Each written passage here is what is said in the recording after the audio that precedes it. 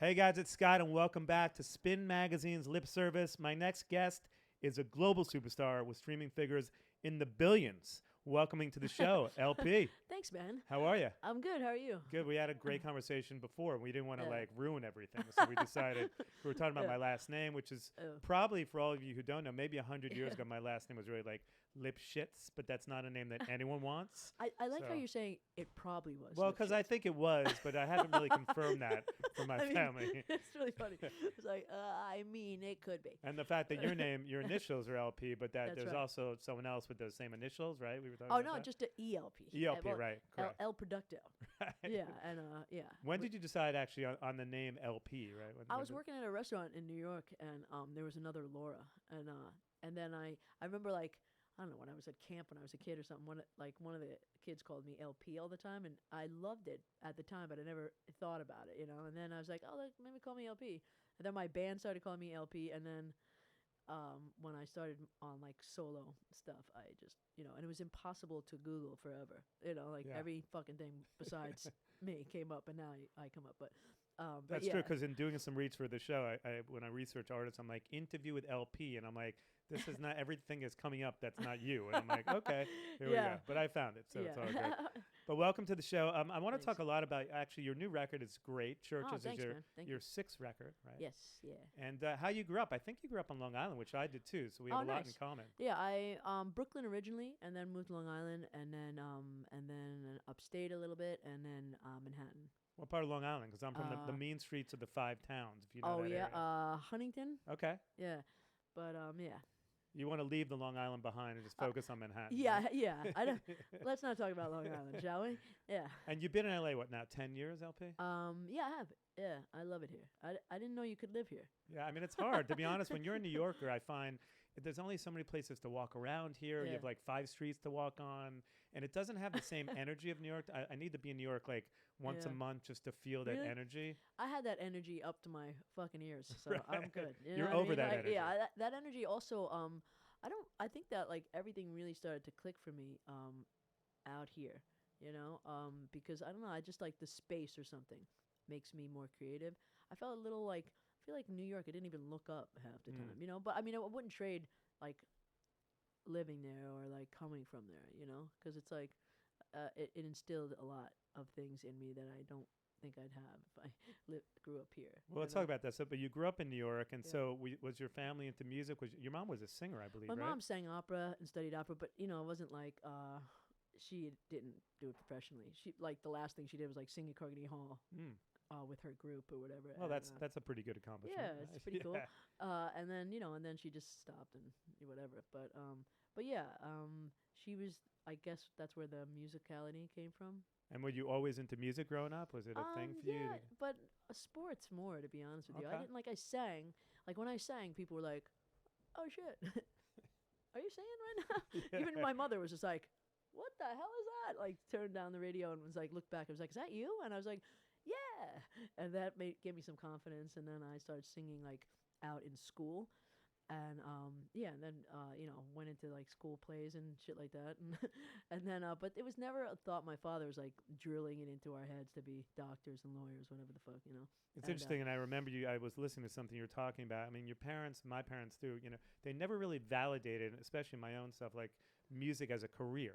And Yeah. it's not until you do that thing, like I listened to an interview you said, or it wasn't until you were on like Letterman that your Yeah. family was like, okay, you're a musician now. It's like, I've Yeah. always been a musician. Yeah, like, for like 10 years. okay, right, you know. It's just like I don't even think that like, whatever. Like my cousin actually hit me the other day, and she's like doing a documentary, not a documentary, but like she's putting together her parents, like my aunt and uncle are like been together for like a really long time, like 60 years or something like that, and they're kind of remarkable in that way, you know, like Yeah, their doesn't whole exist. family vibe. Yeah.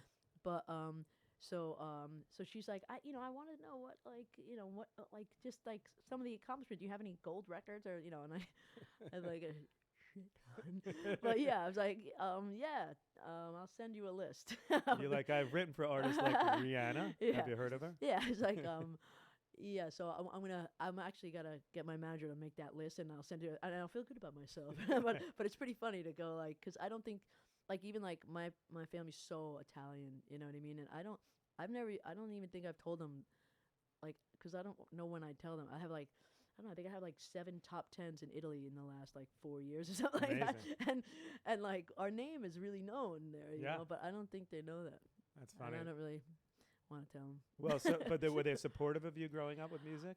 My parents are all, sorry, I'm talking about my aunt and uncles. Both my parents are passed away. Yeah. So and you know they didn't live to see it. So I'm sorry. it's okay. But yeah, this is my cousins and my aunt and uncle, and they really don't know. Like I don't even know. My brother like half knows, but I don't fucking They don't know what you do. They think yeah.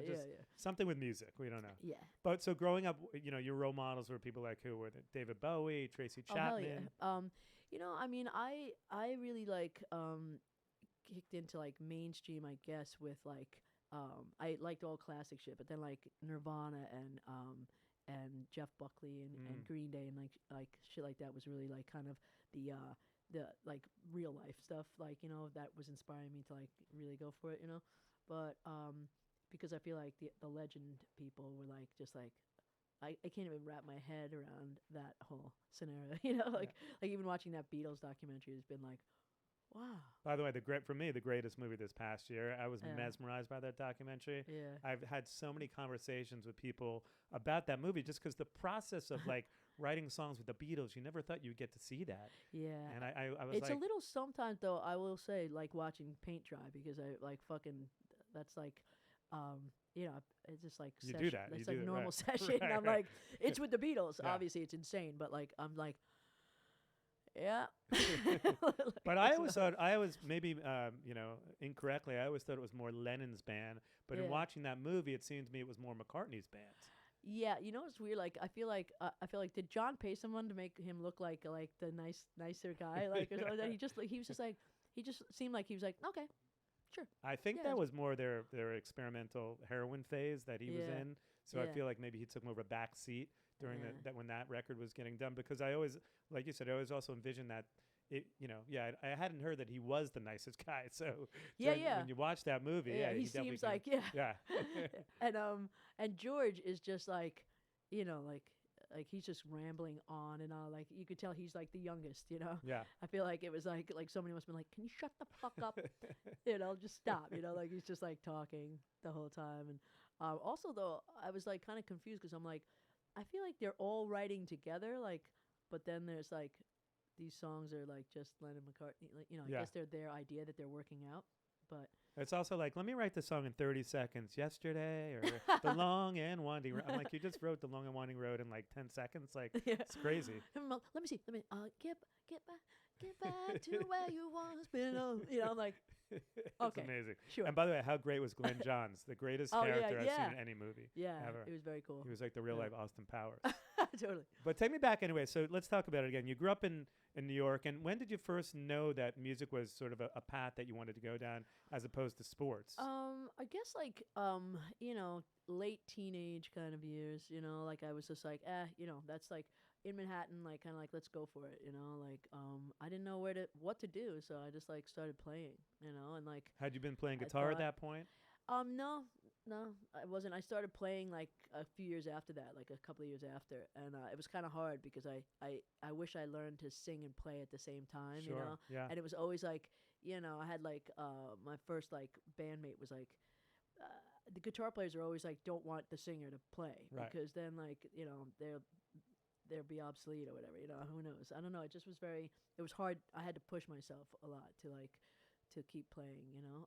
And what was your first band like? Your first foray into music? It was like a three piece, and it was just like me, a guitar player, and a drummer, and I would like play harmonica as like guitar solos almost, you know. And it's just like kind of like I don't know, some folky shit, you know.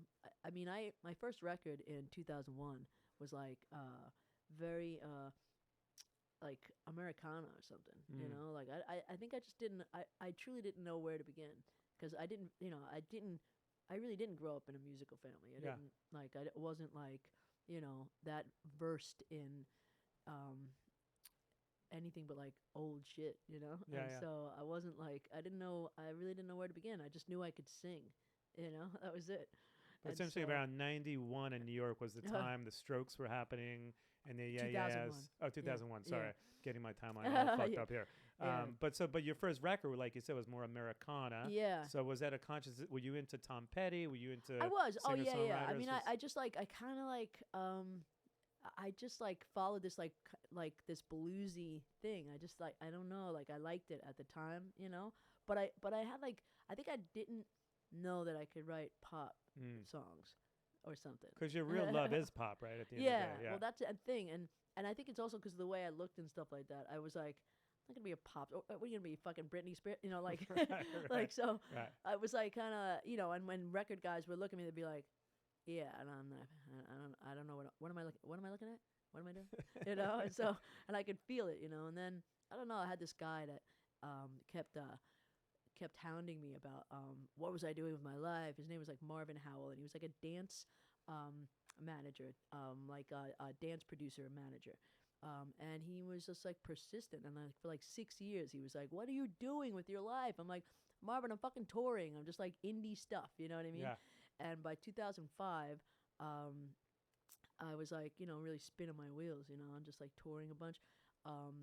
But I was like touring all over the country, breaking even and in touring, but I just didn't know what to do, you know. He's like, check out this dance music. You'll make a fortune. Well, kid. yeah, he he said, no, I'm going to introduce you to all these people, and if I get you a deal in like under 9 months or something like that, you give me 3 years of your publishing, right? And so he starts setting me up, introducing me to these huge songwriters like Billy Steinberg and Desmond Child and these these cats, you know. Desmond Child, by the way, who's done every major hit in the '80s, from Yeah, Cher yeah. to Kiss to everyone. Yeah, Bon Jovi. that's the thing. Like Marvin just knew these older guys. It's like, and so they I don't know, they loved my voice and everything, so started working with me. And then I wrote the song with Billy Steinberg that caught the ear of like L.A. Reid, and then I had like a bidding war between like Jive and Island Def Jam. And It's interesting to go from like an artist that they can't figure out what to do with, right? People are like, you should be in this box and we should make you like this, to having a bidding war. It's pretty fascinating. Exactly. Right? And with one guy, you know, that's the thing, like you never know. Like and I was like, again, like, you know, scratching my head like, what the hell is this guy gonna do, you know, for me, you know? And then I just was like, you know what, I'll try it, you know, like what do I can't seem to get anywhere with like labels looking at me. Like I would be selling out like a place like the Mercury Lounge in New York City, selling that out like all the time. I must have sold that place out like 20 times, and always be people like coming around and sniffing around, but never pulling the trigger ever. And so then they did, and then for the next 3 years, I was like in the major label system on Island Def Jam, and then on Sony, and what was that like for you? I mean, you met L.A. Reid. Yeah, and how did that go? How did the process go? It was fun. I mean, I barely saw him. You know, Lady Gaga, who I knew at the time. We both worked with this other producer. She got signed a couple months after me there, and she used to sit outside his office crying, like back in the day, apparently, like, and nobody would pay attention because they had like, I mean, they were doing like Fall Out Boy and shit, you know, at that time. So I remember they had this thing like a battle of the bands. They never do it. Ever. They said they never did it before, but they signed a bunch of bands that year, and they were going to have a kind of a contest to see who would stay, you know. And you mean the winner gets a record deal? And no, we all had record deals. Oh, okay. They were going to drop people. Oh wow, you know? A battle of the bands to keep your record deal. Yeah, this is and so it was like me and like 14 bands that were like Fall Out Boy, you know what I mean? And I was like, and I hadn't been touring now for like over a year and a half. You know, so and at that point, what was the music like that you were creating? My music, well, that was the thing. It was this disparate bunch of fucking songs because they kept going like, let's put it in a rock direction, like this direction, pop, rock, you know, like all over the place, all over the map. And then I had hired guys for the band, and it just looked and sounded so like all over the place.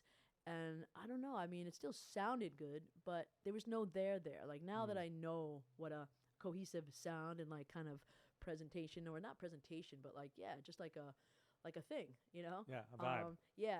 But the thing was, it was very instrumental in my whole career because after like, so I got dropped from there, then I got signed again to this indie through Sony. That was just on Sony basically, but it was like I then Universal, and so it was like very interesting. Like after 3 years of like, and then that deal fell through as well. But I'd written like maybe 140 something songs or something like that.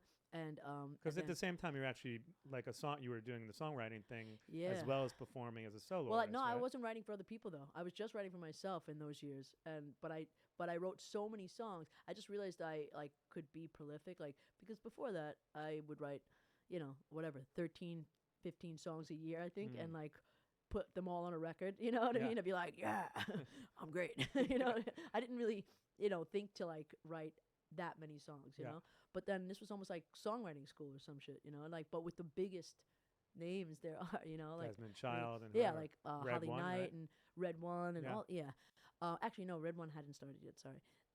But yeah, I then so then I got a publishing deal after that in 2009, and then I was just writing for other people at that point. Like I bust my publisher's balls now because he said to me, "So you're done being an artist, right?" Because he really wanted me to write songs only, and I was like, "Yeah, sure." But no, I was, and I was just like, "Oh, I got another deal." Like, so in like 4 years, I got like 3 giant deals. They were all like 6-figure deals, but I was like sweating it a little because I was like, "Fuck, I gotta start getting catalog that's like producing money."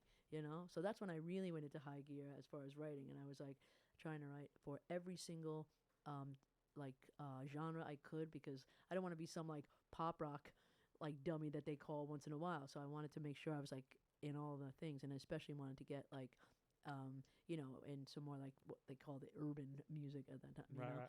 But and some people don't understand, when you get a record deal, it's just a loan at the end of the day, right? I mean, it's that's essentially that's what it is. And people are like, "Let's get a record deal." Yeah. And then you get a record deal, you're like, "I got to pay back this $400,000."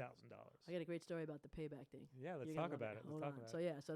So then 2 years go by, and I'm writing like a motherfucker, and I'm starting to get cuts, like I started like actually, like I signed in 2010. I signed a production deal as an artist with Red One. That's what happened, and that was the nudge I needed to get back into the artist thing. And I was singing at a place called Bardot, and then Sayers here, and just singing once a week with the house band, and just like, singing these giant songs, and people go nuts, and people started coming to see me specifically there. And then and record people were starting to come and hear, and hearing that I'm writing for like, all these bigger people, and because at that point, had you started writing for that's the when Backstreet I had Boys just gotten the Rihanna cut, which it was like a hit on Loud, the last single they released on Loud, and so I actually didn't ever get to jump off and be like on that thing of writing for others, like as far as like the momentum, because I got a record deal right at the end of 2011 for my shit, and that's when I had just written like Into the Wild and Tokyo Sunrise and Forever for Now, all these songs, and Into the Wild got in a big Citibank commercial, and then so then but that came actually before I even signed. I signed to Warner Brothers, and then so at this point you're through a few different record deals, right? Yeah, I've had like 7 Sony, record deals. 7 in the record States. deals, right? Yeah. And why do you think that is? Like, what is it that? Because at the end of the day, I think now just doing it yourself is almost easier for artists. Oh, when you have the budgets, I don't right? know. Like, yeah, I mean, they say that. I mean, now I'm on the label that's like my manager's label. But I signed to Warner Brothers. I'm on there for 3 years, and I did well, when I signed, it was going great. Like Into the Wild, it's had this massive, like, it went viral. I was on like CNN and all this stuff with this commercial, and then Rob Cavallo decided to reproduce the song and not service it to radio or even to fucking iTunes. It was just like the dumbest. It's like when you get signed, they're like, "God, wouldn't it be great if you had a massive sync? It'd be so great." Did nothing with it. With the sync. And we should say Rob Cavallo, who's worked with Green Day to whoever. Yeah, at that point, he was one of the biggest. He was one of the biggest, music. but he's not the right producer for me, and never was. But I wouldn't dare tell him that. I mean, because he's a fucking G. I mean, and he's my friend and everything. But he's not really the right. My record was way overproduced, and it took too long. He kept me waiting through a 3 fucking Green Day extravaganza, and Dave Matthews and then fucking Josh Groban. It's like by the time then my I put out a live EP, and then 2 years later a fucking whole another record of the same song. Stupid. And when you look back on that body of work that you did back then, are you happy with it? Do you like the records that you made back then? Forever for Now, I wish it wasn't overproduced. Yeah. Like, that was the end. Like, now everything since then, perfect. Mike Del Rio is my guy. Yeah. He's the guy that him and Nate Campanella wrote and he produced Lost on You. And that was finally when, like, my voice sounded the way it needed to sound, like, because, some people, I'm sure people like Forever for Now, whatever. My favorite was when Warner Brothers put out a fucking deluxe of it when it hit, you know what I mean? Right. Like, great. Because there's a great story. You play some of the tracks for, I believe, Rob Cavallo. Yeah. Well, no, Cavallo was already out. He was like, out, okay. He was like, there was a new regime, which was Cameron Strang, who's a fucking accountant. Fucking accountant. Whatever the fuck he is, you know what I mean? Like, he just looks like a fucking reptile. Anyway, sorry, Cameron. Suck it, though. And then Dan McCarroll, who fails upwards all the time. I don't know where he is right now. But yeah, he has me in his office, and I play him 3 songs. Not bitter, Dan. At all. But still suck a dick. But I'm not bitter. You did me a favor. I'm going to tell him the greatest part you did. You cocksucker. Anyway, so yeah, I play him 3 songs. I play him Lost on You, I play him Muddy Waters, and I play him Strange. And he goes, wow, those are great. Those are great. Huh. I mean, they're so fucking great. You want to hear a great song? Yeah, I do. I do, Dan. Play me a great fucking song. He plays me some song. I'm not even going to put the guy on the spot. But he plays the greatest part of it, I will tell you, was that he plays me a song about being gay by a guy who's not gay. Me. Of all fucking people, you're going to play me a song about being gay that's written by someone who's not fucking gay. Do we know who that artist was? I love you. Who like, was that artist? do your balls ride shotgun when you drive? Like, wow. Fucking hell, man. I would love to know who that artist was, by the way. Yeah, no, I'm not gonna do it. And like that song, I will say has about 14,000 hits on Spotify. And you have billions. Yes. And so I just was like, okay. And then I get dropped, but Rob Cavallo ran me up a nice $1.6 million bill with all the, 24-piece orchestras for, a song he never put out, shit like that, And talk about that for a moment. So essentially you have to pay that money back. No, when you get dropped, it's oh, it's gone, right? It's well, gone. if you're still on the label, obviously you have to pay the money. Yeah, back, well, that's the thing. First of all, Lost and You never would have gone anywhere, like if I was stayed on the label, because the way it happened when Grease wanted to license the song, I would have never even known. Yeah. I never would have known. And so when you think about that, it's like shivers down my spine, you know what I mean? And that $1.6 million is like basically my fucking house, now. So it's like it all worked out, but I just like, it's amazing to me, like, the whole speaking of the Beatles, how do you sleep at night, kind of like that thing. Yeah. Like I can't imagine like being that guy, who just like cuts like someone's like, because I'm like a success story. Like I got to see the other whole side of what could be.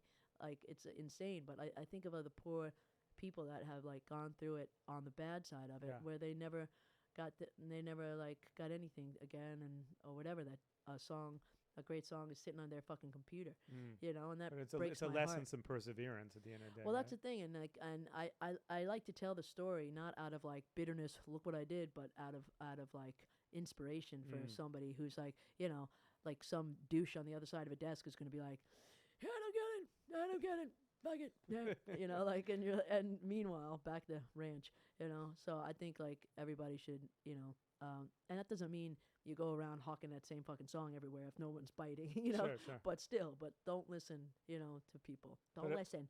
But at that point, Lost on You actually became like a viral hit in Greece of all places, right? Well, Let's talk about how that happened. It went number 1 in Greece, Yeah. and when it was going, Italy wanted to then license it, and what happened is right after Warner Brothers, like I got dropped, and 3 months later I got signed to Vagrant Records, which was like my dream label always. You know, I mean, that was like, I don't. Like, you asked me why major label at this, I don't know why. I mean, I think people often, that's been like, that was the hard part of my career. People would always be like, you know what?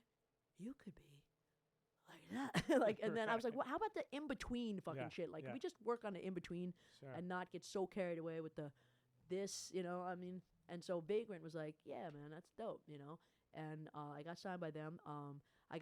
The first thing that happened is one of those songs that I got dropped for, Muddy Waters, was synced in this movie trailer, and I made my whole deal back in one sync. Incredible. And every song I played for Dan, by the way, Muddy Waters has been synced like I don't know how many times, like definitely over 25 times. And then like Lost on You is Lost on You. And then Strange was like a year or two ago in a Samsung commercial for a year. And so, you know, he's got some great ears. But, but, but anyway, I'm just messing with it. But let's talk about that for a moment, because obviously during this last couple of years, it's been really hard to tour, although you did tour not long ago. But the sync world for you has been incredibly, you know. It's been good, you know. It's been good to you, for sure. Yeah. So for an artist like yourself, talk about like what the sync world means to you and how that's really helped your career. Because your songs are heard all over the world in commercials, as you mentioned. Started with Into the Wild. That was incredible. I mean, it was funny because they showed me, it was this commercial of a woman. I don't know if you remember it. It was a note because it was like a woman picking out like things like hiking equipment, but also like wedding stuff. I don't remember, like, but then she's like hiking this mountain and it's like a real mountain climber or whatever. And it was like, and then she's on the top and it goes, and the line goes, somebody left the gate open, you know. And I'm like, so my friend had got a note from like somebody that was like looking for like the song. She's like, I feel like that demo you played me of that new song you just wrote is like perfect for it. And then eventually it got it. And but it was funny because when they showed it to me, the song's called Into the Wild. Right. And they don't use Into the Wild, where they use Somebody Left the Gate Open. And I was like a little crestfallen at the time, because I was like, the fuck is that? Like, why would you not use Into the Wild? It's the chorus. It's you're in the wild. Right. Like, it's the left the gate, and then you're like, that is why you're using the song, isn't it? Yeah, but anyway, so then all of a sudden it goes viral, and I was just about to like play South by Southwest, and I remember everyone was just going, somebody left the gate, like everybody kept yelling that at me, and when I was playing at South by, nobody knew who I was, but as soon as I said that line, everyone went, oh, it's that chick, you know, like whatever. And so that's when I saw the power of sync TV, and I was like, holy shit, you know. So it's been great for you, for sure. But at that point, you also met Red One, who you've been working with, right? Well, that was before. Okay. So I was with Red One, and he was working on something with me, but he was like, he was also not the right. He wanted to do a rock record with me because he loves rock music, you know. And he was off, you know, just finished that huge Lady Gaga record, and and so we were like, I don't know, thinking hold up in the south of France or something like that for a month, and wrote a bunch of shit. But I didn't think it was that great. And before the Warner Brothers thing, he had taken me in to Marty, not Marty, I forget what his name is, the head of Universal, like okay. Monty Littman, probably. Lucian Grange, yeah. Yeah, something like that, yeah. And you know, and I knew in my heart, because I'd been songwriting now for like a year and a half or so, and I'm like, these songs are not up to par yet, you know what I mean?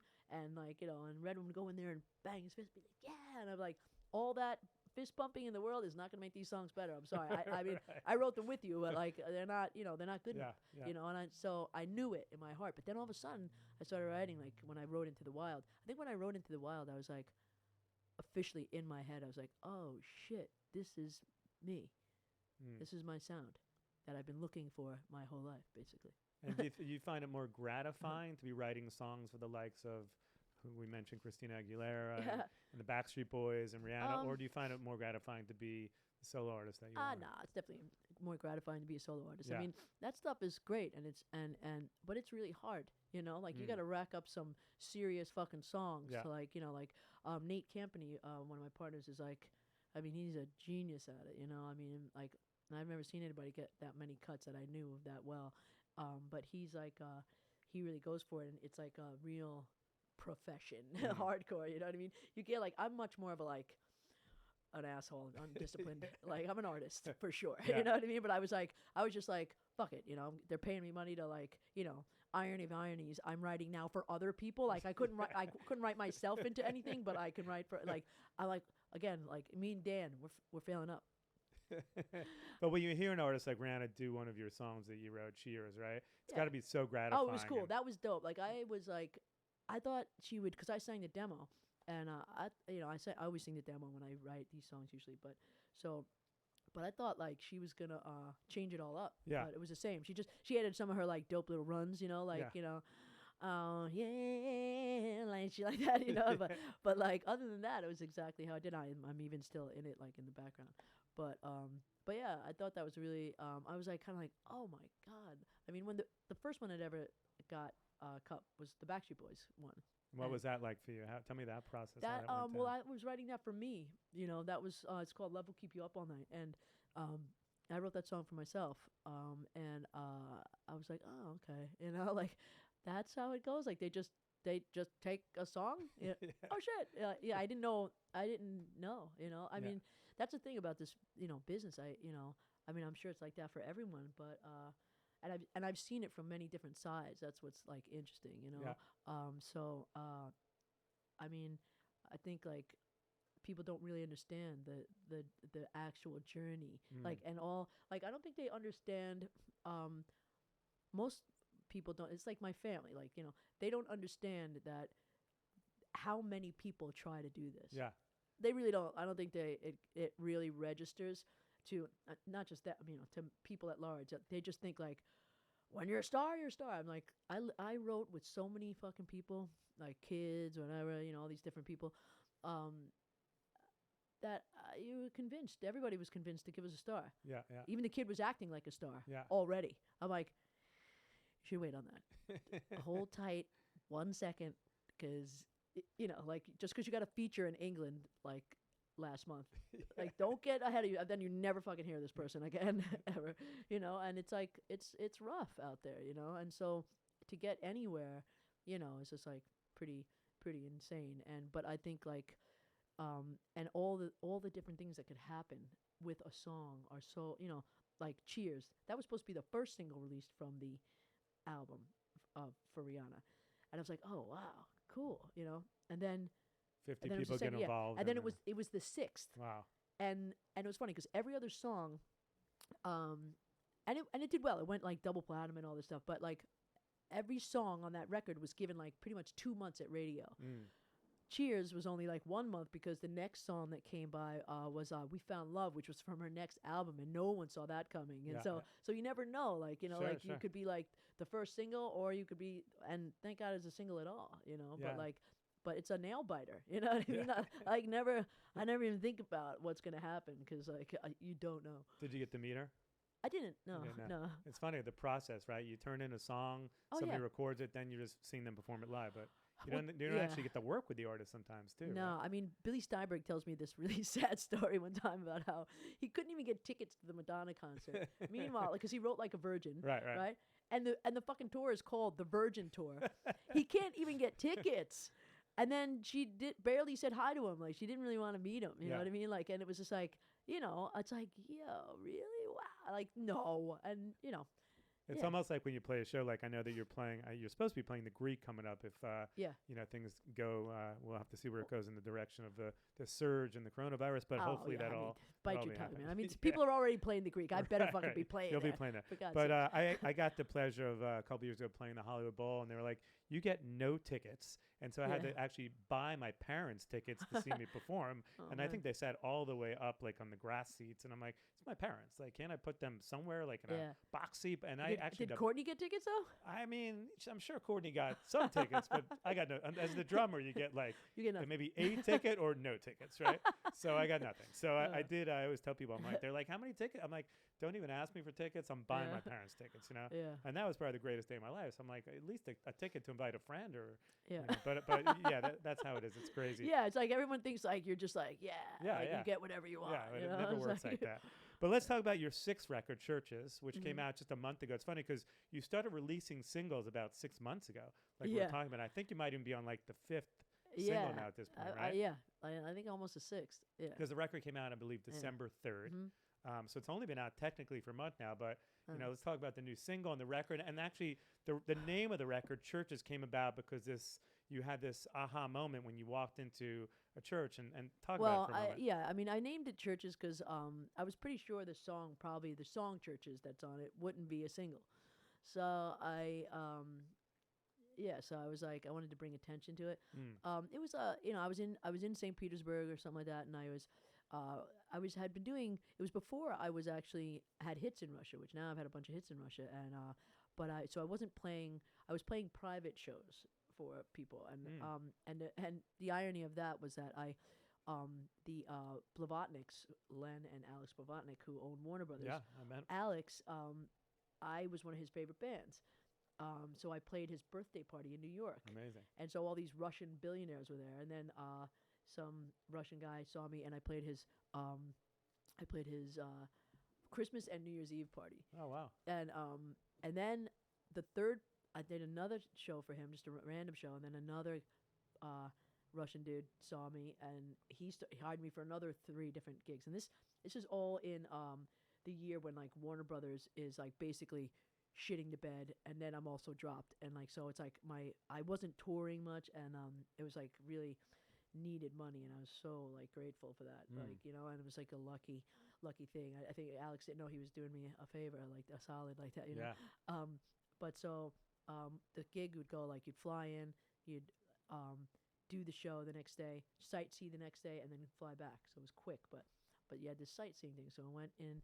We were looking at churches, and like every time I went to go in, they were like, you had to cover your head if you were a woman, And a couple times I walked by, they thought I was a dude, and then they were like, oh no, And it was like Orthodox church. It's not because it's like Russian, you know what I mean, like whatever. But I was like, I'm not going in there. Hell no. Like and I didn't decide. Like I'm not trying to like I'm not like one of those like I'm like very live and let live. I'm not like kind of like condemn these people because they're like I was just like. I'm good. I'm not going in, but, and also because I believe in God fully, you know what I mean? Pray to God, believe in God. And I'm like, my God doesn't make me cover my head. I'm sorry. I'm sorry about that. I don't see why. And, and if men were doing it too, if everybody had to cover their head, I'm like, okay, I could think about that. Like maybe, but in a way it makes you question religion and what it's all about. Yeah. Right? And I was brought up Catholic, Roman Catholic, but I'm like, but I hadn't thought about it much, so it started me thinking about it, and I thought the name churches was also kind of rife with this like not just imagery but like thoughts. It's like I just felt like a church to me is not, besides being a beautiful structure most of the time, is also just a place where people congregate for an idea, whatever, right?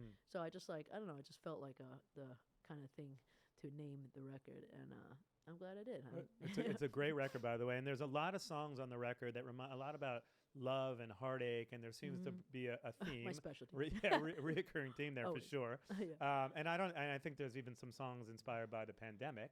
Yeah. So talk about some of the songs on the new record, and obviously the love theme is something that is gonna. It feels like I said, it's a prevailing theme that's been that you've been writing about for a long time now. Yeah, I mean, it's like because I really believe it's the most important thing, and it's like it's a thing that like it's even the thing that inspires hate. Yeah, in the name of love, people do so many fucked up things. Sure.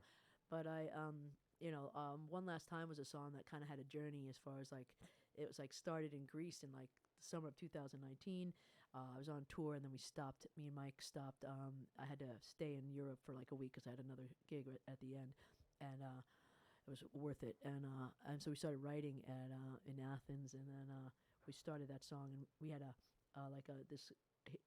this Greek instrument that we got in Belgium like a day before, and I don't know, we just started writing this song, and this like la da da da da da came out, and it just felt like it didn't feel American, that's for sure, And then we brought it back and worked on it right before the pandemic.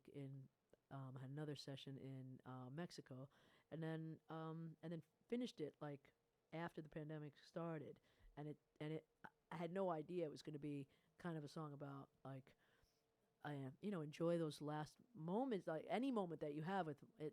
Any moment could be a last moment, is what I'm trying to say. Like there's no like, especially now, right, with everything going on, I mean, exactly. And watching people say goodbye to their parents or whatever on FaceTime, I was like, what the fuck? Wow. Like holy, it's upsetting. Like it was deep and affected me a lot. Everybody, So I don't know. A lot of that got infused into like that's when I wrote all the lyrics for that one. That really kind of I had the title One Last Time, but it took on all different meanings to me, And I don't know. When We Touch was also, that was maybe the last song. It was like the first title that I wrote when we going into the pandemic, because when it started to become real, I was like, holy shit, wow, we're not touring. No one's going anywhere for a minute. Wow. Where were you when the news broke out? I was home because I was about to start a tour. It was like mid-March, and I was starting like right around the 20th or something like that, and I was like going until like November, And I was gonna like release this record in October of 2020. That was the original plan. And so I was like, oh shit, some of my friends were out on tour. Like I think like actually Palais might have been on tour. Yeah, no, and I they had to come home. Yeah, we were talking Yeah. about it on the show the other day, and we talked about our mutual friendship for Palais and the fact that you Yeah. actually did a song with them on their new record, Yeah. right? Yeah. What is the song called? Hold on. It's called Line It Up. Line 'em Up. Line It Up. So that's coming out. I think their Yeah. new record comes out any day now. Actually, it comes Yeah? out very soon. So Nice. Yeah. Dope song. Dope band. Great I guy. love those Great guys. bunch of guys. Great, Love those great guys. performers. Yeah. We were talking about our Yeah. mutual love for Sebastian and Yeah. what a great. And as Great I dude. mentioned to you that we were out the other night and we spoke about how great you are. So Where'd you guys go? I don't even give. We actually ended up somehow we ended up at a place called Sin, which I haven't been to. Is that on this street? It's on La Santa Monica? Cienega, and I don't think we okay. need to get into, but Ah, it's one of the stranger nights Oh. I've had in my life. But I love those guys. Yeah. Great bunch of guys. Does it have Great- something to do with bleached assholes or something? it's just a weird place. What But a jerk. it feels like in a way, it's like life is cyclical. And now I saw on your Instagram the other day that I think today actually, that you had to postpone your tour dates for Yeah. Europe. So as of Oh today, yeah, I haven't even gone on Instagram since that was posted. yeah, but you push back the dates now. Yeah. The dates that were initially going to start, I believe, next month are Yeah. now going to be, I think, in June, and you're hitting everywhere in Europe, right? Yeah. So- Yeah, I mean, it kind of almost works out, because I think Russia fell first, like where they were like needing to push it. Okay.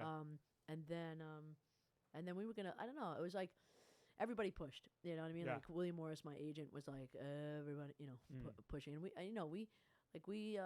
we moved my American tour 4 times. Wow. It's like But wow. are the American dates actually going to stay in place, and the European dates are moving? Yeah. Okay. Yeah, I mean everybody like I think Palais included, like everybody that's going on tour in the States is going Yeah. in those months. Because yeah. you're hitting the House of Blues. Yeah. Actually, the Greek Theater in L.A. Yeah. Some House of Blues dates, some dates, and I think Yeah. there's a date in New York, in Brooklyn. Yeah, I play the Brooklyn and Manhattan. I'm playing Yeah, Terminal Brooklyn 5 Steel, one maybe? night and then Brooklyn Steel Yeah. the next night. All right, so the dates in the States are going to stay where they are. Them dates in the Europe are- States, they staying. Okay. Do you have a favorite track on the new record, Churches? I won't know until I start really playing them all live, Okay. But I feel like they're all kind of fun, I mean, the one that you love, I feel bad for that song sometimes that it had to come out in the pandemic. You know what I mean? Because I feel like if I was able to when that first came out, if I was able to be touring when that song was going, it would have been like a bit different. But Well, you have been doing some shows lately, right? So how's the reaction Yeah. been to some of the new material? Yeah, it's been great. Right. Yeah, really, really good. And it's streaming really well, so that's good. How low can you go? The Yeah. lyrics are, last time I saw you, we did coke in the closet at the Chateau Marmont. So talk about that song. Sorry for a about moment. that. There's like the sound of many unfollows. Yeah. But fuck it. That song was like kind of like I wouldn't call it creative writing because it's all true, but it's like a conglomerate of like a bunch of different like experiences. Like I could have called it musings in L.A. Yeah. late night musings in L.A. But it's so much better Yeah. this way. Exactly. Yeah, exactly. I don't know. I that song kind of could have been ready for Heart to Mouth, the record before this, but it needed another part. And but I kind of like experimented on this record. Like Mike and I. Mike Del Rio, your Yeah, producer. Mike Del Rio. You'd worked with Mike in the past. Yeah, we did the last Lost and New, Heart to Mouth, and this one. This is our 3rd record. So now, like me and Mike Del Rio and Nate Campany, you're kind of now like almost like Team. a band. Yeah, you know what I you're a mean? Like band, yeah. they're like my at-home band. Yeah. And I wrote other songs. I always write with other people too. And Mike kind of executive produces or just will produce them. But A lot of this record actually was written in Mexico, right? yeah. Yeah, we had a big session in Cabo San Jose, like November, December of 2009. Okay. And yeah, it was pretty. So these songs are going back 2009. These songs are Yeah. going back for years. No. Did I say 2009? Yeah, 2019. 2019. Okay, so a couple years. I was like, Sorry about these songs that. are 12 years old. Jesus Christ! Yeah, no. Okay. I wasn't even like No. That was like 4 records years ago or something, Exactly. right? Yeah, I mean, even like Forever Now hadn't come out, but Yeah. but yeah, I that yielded a bunch of work, like, because I felt like, that, like, I've been on and have been on it, like, a roll, you know what I mean? I mean, the not touring thing kind of got me all, like, but yeah, I feel like, and I think, like, on this record also, like, lyrically and poetically, I feel like for myself, I went up a little bit, like, as far as, like, I felt there was a lot of, dexterity between, like, with my pen, and my brain. Like, I felt really like I had a lot of shit to say, and I don't know, it felt good. But it's interesting when I was checking out your history and everything. I mean, because one of the first songs you had that was so successful started in Greece. I was thinking about that movie Sugarman, where I don't know if you ever saw the documentary. I did, and I toured with that guy. Yeah, you did. Amazing. I did. So yeah, I opened incredible. for him. So did you play in Greece at some point? I did play in Greece. Must have been like Beatlemania. Yeah, it was crazy right? there. Yeah, it was dope. I mean, it can be very wild in many places. I mean, even I just hit, like, literally in the last 2 or 3 years. No, like the last. If you always have to add in a year on, so in the last, it would have been 1.5 years, but 2.5 years with the pandemic. I hit in Mexico and South America. Lost in You was like 2.5 years after it had been a hit, and all these other places. It popped in Mexico and South America, and going down there now is pretty wild. I'm playing all the Lollapaloozas down there. I was supposed to play them in 2020, but I think that's one of my first shows, Lollapalooza in Brazil. Amazing. Yeah. So it's always fascinating when you don't know which markets the record is hidden, and then you show up in, like, Romania, and there's that's like what a I mean. line around like, you the block. feel like it feels like that guy. Yeah, that's what it feels like. It's like, they all thought you were dead. Yeah. Oh no, you're alive. Yeah. Like, everybody thought you were dead. In fact, what was it? I was reading, Instagram is like very family. Like, I get nothing but so much fucking love on Instagram. But you have like 1.5 million followers, right? But then TikTok is like more like, like I've had a bunch of the things go viral on there, and so the wolves come in sometimes and like, the fuck am I looking at? What the fuck is that? Right. It's like the trolls. The trolls. Yeah, the trolls. Yeah. And I remember I was like looking on one and like, oh, I love this song. Oh wow, I used to listen to LP a lot in high school. I thought LP was dead. I thought she died a few years ago. I was like, wow. What is wrong with people, Sick, right? Man. Do you have a newfound appreciation? I was gonna say, do you have like a newfound appreciation for life now and touring in this day and age? After I was dead? Well, not after you're dead, but just after with everything going on in life, right? With the surge now, and I think the first time I actually went out in public and I started to go see shows again, it's weird, right? You're like, you're out in public and you're like, well, people are talking to me, dude, and it's like, what the first thing that ever happened, I went I kind of in the summer, I went out to a bar with Andrew and all these friends to see this Veronica Bianchi, a friend of ours, great singer songwriter, and so we go to Harvard and Stone, which I used to live down the street from, and shout out to the Houston brothers. Yeah, sure. Yeah, they need it. Like, and so I was just like, oh, this is creepy. It was weird. Like, people are talking to my face. Their breath is in my face. Yeah, you're backing like, up. You don't want to get near people. Yeah, it was so wild. And but also, fuck it. It's like, I mean, I'm not, I'm kind of like one of those scared, not scared. You know what I mean? Like, you got to live life. Yeah, I want to. Well, my biggest thing, I'm sure with a lot of people, it's like you want to protect other people. I'm not trying to be, flippant or glib about a very serious situation. But I don't like, like I said, both my parents passed away, so that's an alleviated stress for me. I didn't have to like be like, oh my God, By the way, you're right though, because whenever I see my parents now, I'm so scared of like going near them. I don't even want to hug them, and it's daunting. But I mean, listen. It's a shitty time to be old. Yeah. It's a shitty time to be a grandparent. It really is. Shit, like the grandparents, like, got gypped as fuck. Like, no, it's so hard. They're like, my last years. Love. These last couple of years, I almost want to erase them from like my memory. But any highlights that jump out of you in your career? Like, this is the greatest thing that happened to me. This moment. Man. I mean, so many. I mean, I can't believe I get to do this at all. So, you know what I mean? And like, I still don't like, I mean, I still like, it's I have a wild career because like I can't even like I go places sometimes in other countries, and then this country, like, people have no idea, like like my family, my family's balls, but yeah, but I'm way bigger than I ever expected to be in the States. Like, I can't even believe I'm playing these places. Like, it's like blows my fucking mind. So everything. I mean, I think, playing Coachella was like kind of like, like even being on the bill, like that was amazing. The Lollapalooza, I mean, I played Lollapalooza twice now in the States, but You're doing a bunch of Lollapalooza runs on I'm this doing new all tour the coming up. I'm doing all the South America ones. Yeah. There's like 4. Like I think there's 3 that are called Lollapalooza, and then maybe 2 that are like like a stereo picnic or something like that in Colombia or some shit. But when you're on stage at something like Coachella, like you Yeah. said, your career's had so many highs and lows. Are you pinching yourself and you're like, Yeah. is this real? What's Yeah, happening? I mean, when I'm like, I'm playing to like, like even like I just played Corona Capital, like,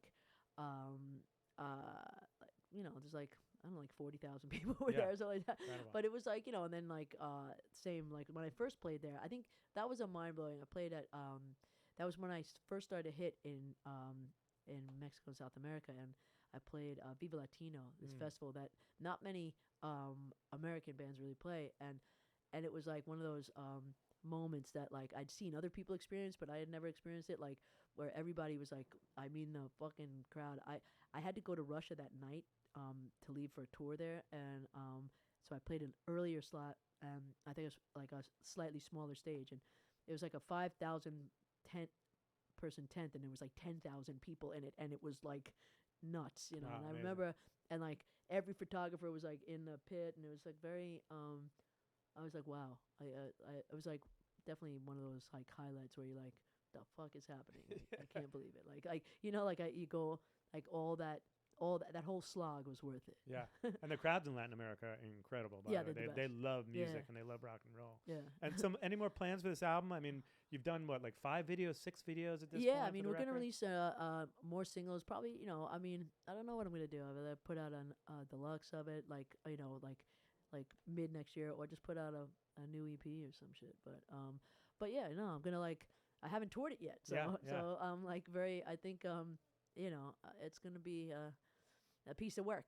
When did the American tour start? When the American tour starts, June or is it May? I or think it's something? May. May. Okay. It kicks off in May. Okay. End of And- April, maybe, something like that. And definitely the Greek is a show I'm going to try and go to because I'd love to Yeah, see I the love Greek. it. Yeah. Yeah. I played there. I opened for Rodriguez there. Oh, amazing. Amazing. Yeah, and Is he cool? yeah. He must be very cool. he was right? very nice. Yeah, and it was hard to like. I didn't get to talk to him much because he had his entire family on tour with him. Oh, wow. Yeah.